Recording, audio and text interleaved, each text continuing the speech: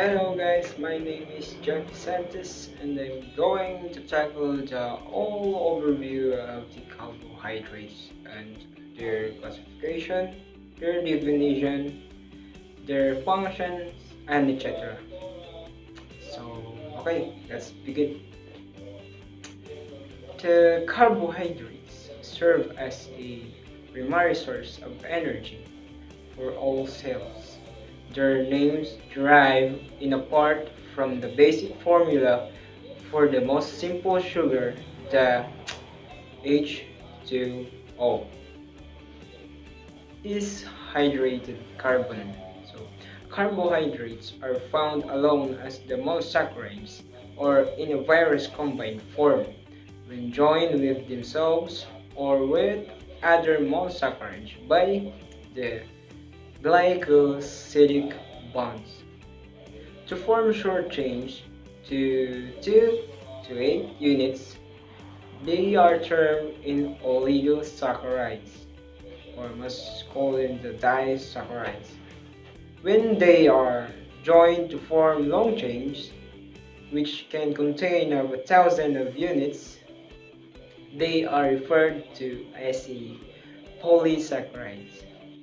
Carbohydrates are complex in biochemical structures that serve vital function in the human body. Composed of a building block of sugar, they are the main source of the energy.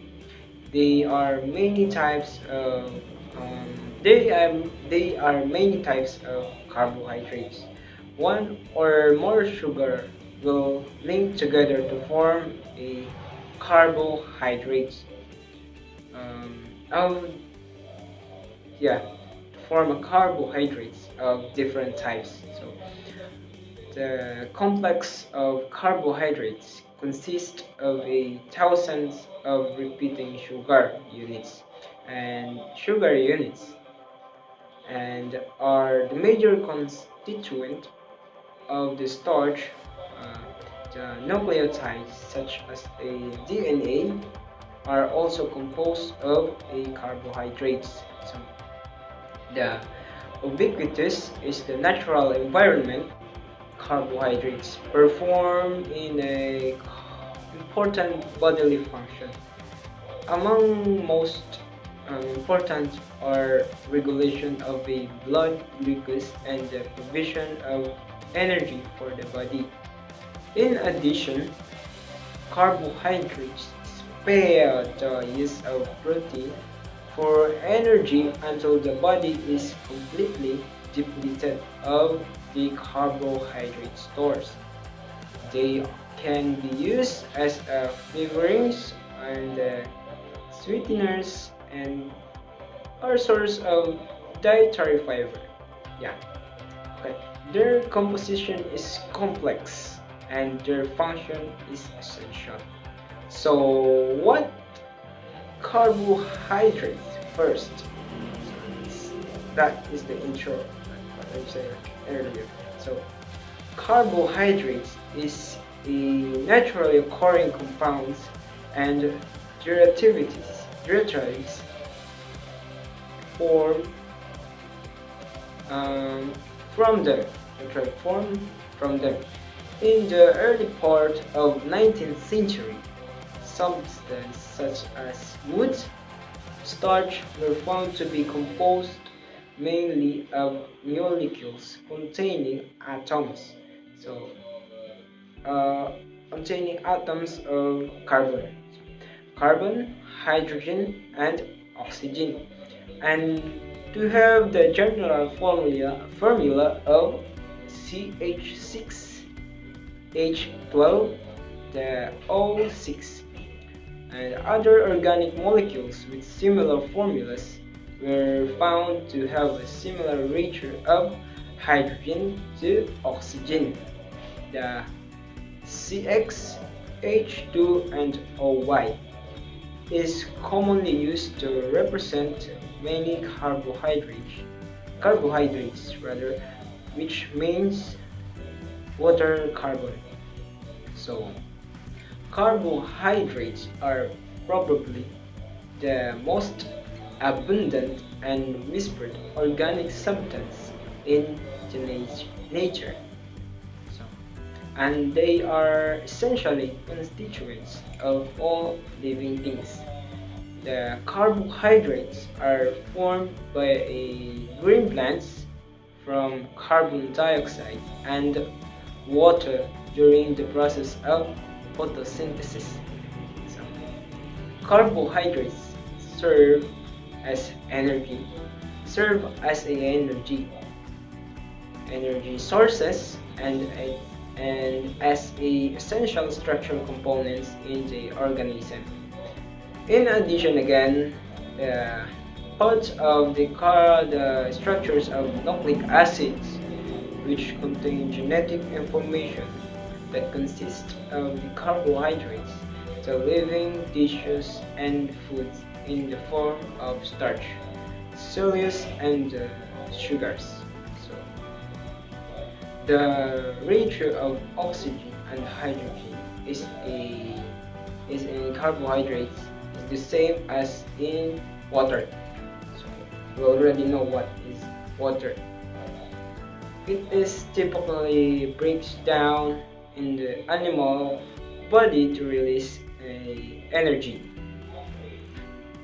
Carbohydrates are also called as a saccharides, which as a Greek word it means sugar because almost all the carbohydrates have a sweet taste. Um, Carbohydrates can be classified into a sugar and non-sugar, sugar and non-sugar. As you just saw, and you can also classify based on their ability to undergo the hydrolysis into three major groups: the monosaccharide, the oligosaccharides, and the polysaccharides, as you can see. Let's start with the first, the monosaccharides. And there are a clue in their name. In mono is monosaccharide is one. That's a carbohydrate that cannot be hydrolyzed further to give simpler units of polyhydroxy. The adenine or the ketone is called a monosaccharide.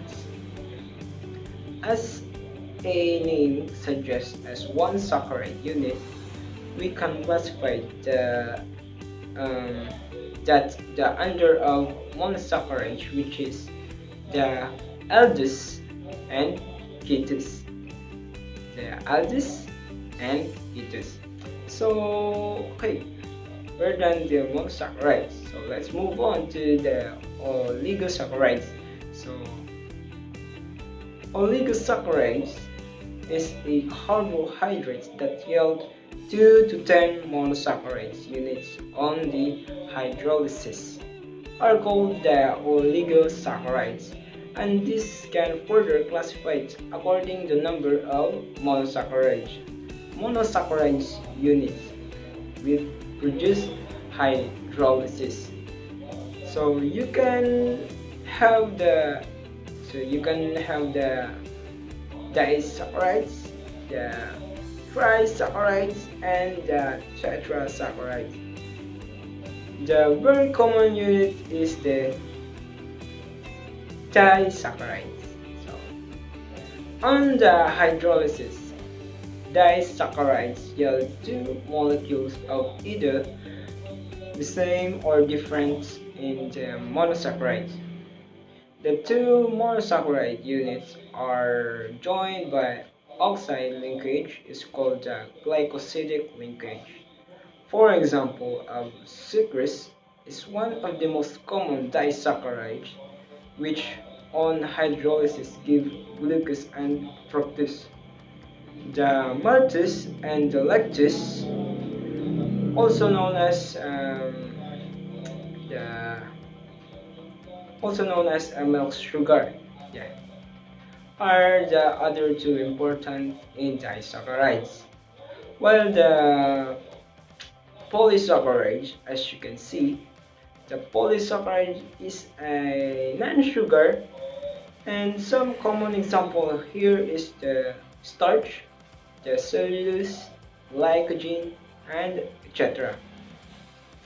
Polysaccharides contain long monosaccharide units joined together by glycosidic linkage.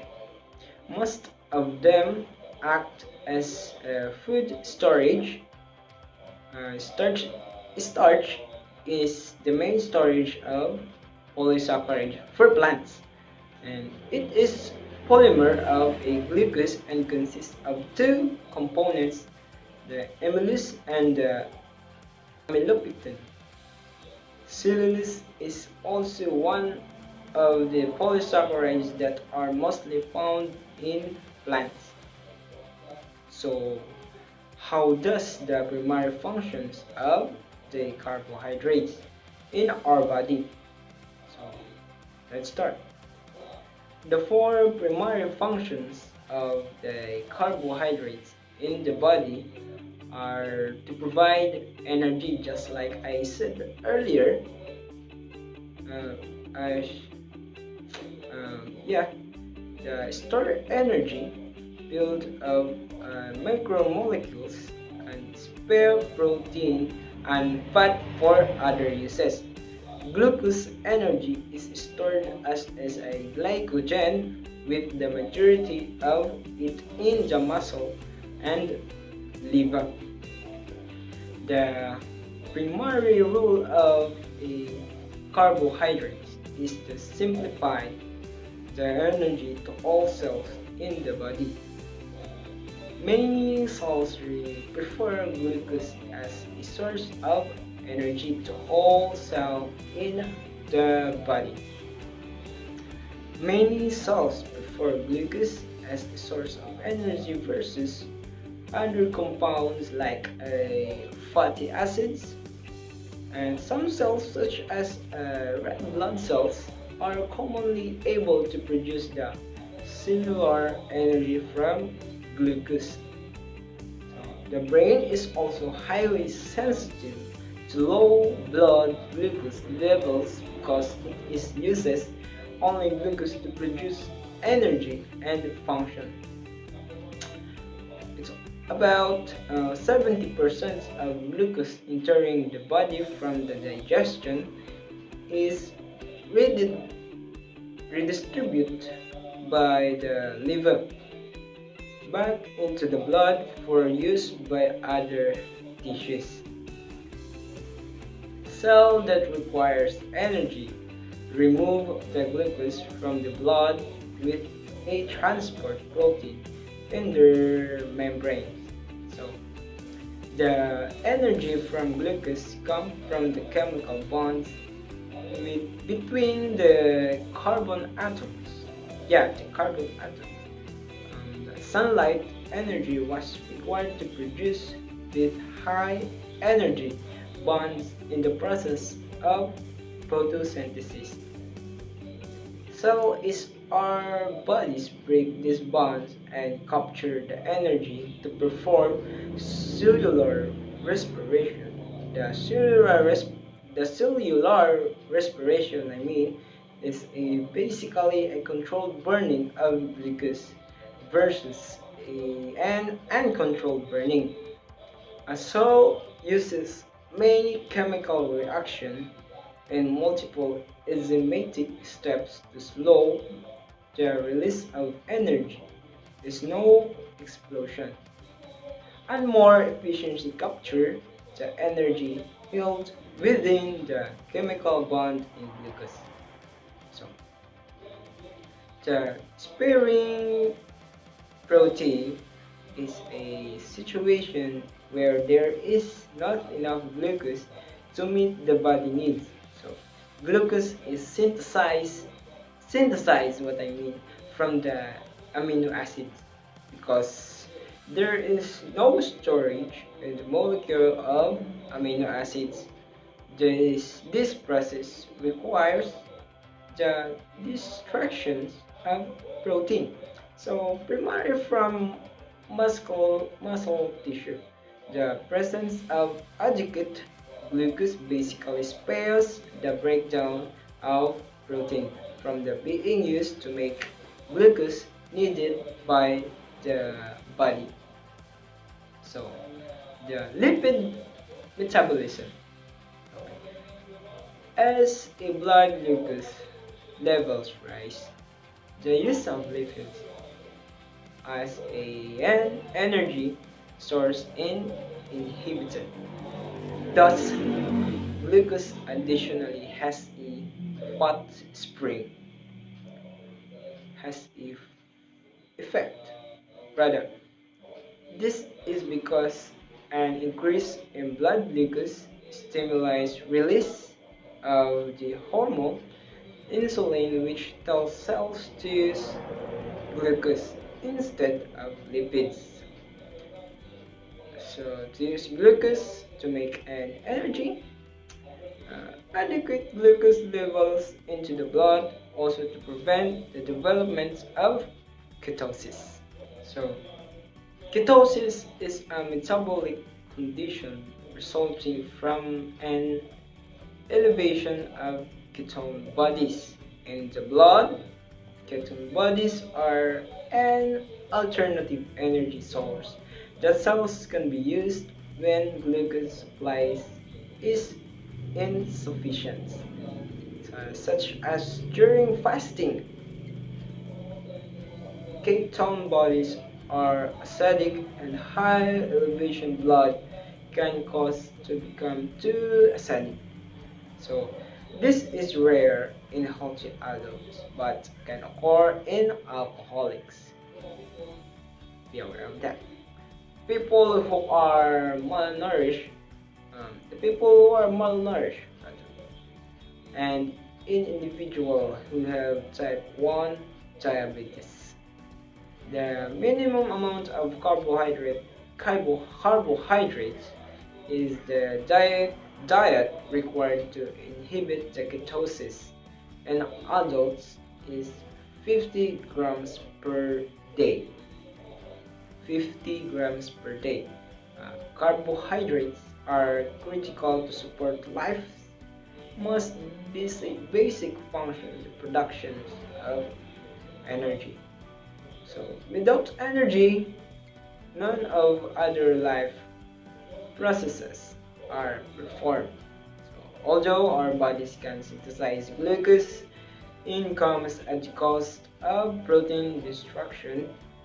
As with all nutrients through, carbohydrates are to be consumed in the moderation is having too much or too little is the diet may lead to health problems.